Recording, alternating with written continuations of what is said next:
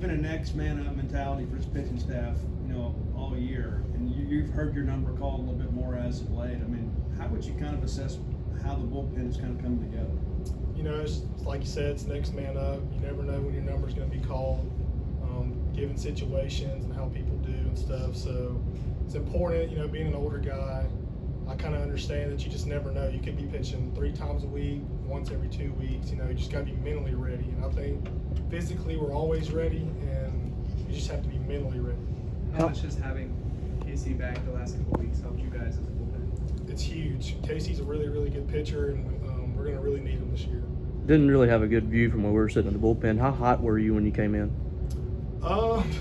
It's actually kind of funny. I threw 1 pitch, and it wasn't even off the mound. So I really didn't know what had happened, and kind of ran out there a little cold. But like I said, it's all mental.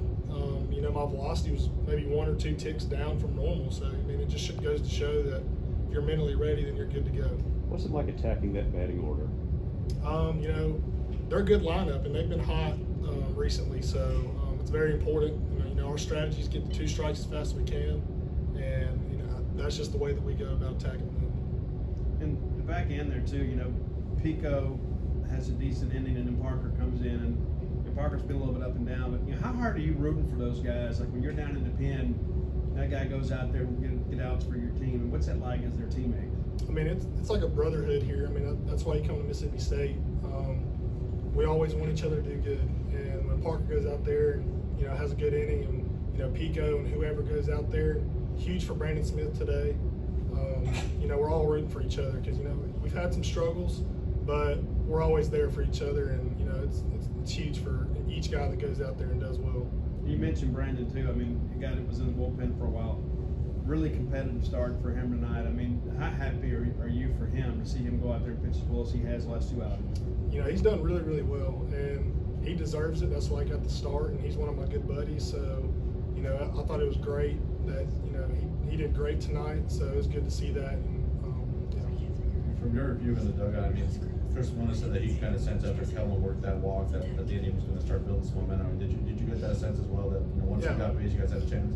Absolutely. That's what Mississippi State baseball is all about. Hardest 3 outs in the SEC to get. I believe we're here, and that's what we're known for. And we all get that same energy and vibe in the dugout. So you pitched at other SEC ballparks. What's it like kind of watching this crowd start to affect the opposing team pitching? I'm assuming it's kind of nice to be in your own stadium watching that as opposed to being on the mound on the road. Yeah, absolutely. There's nothing like Duty Noble. The dude effect. That's what we had on our rings last year.